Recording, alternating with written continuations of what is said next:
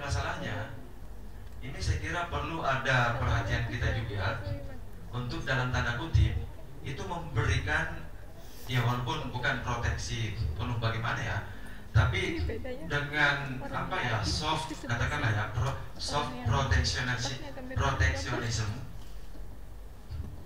yang menyebabkan nantinya investasi yang masuk itu lantas tidak terlalu apa ya, telanjang gitu ya. Salah satu contoh misalnya, saya kira Pak Irman, walaupun ini nasional,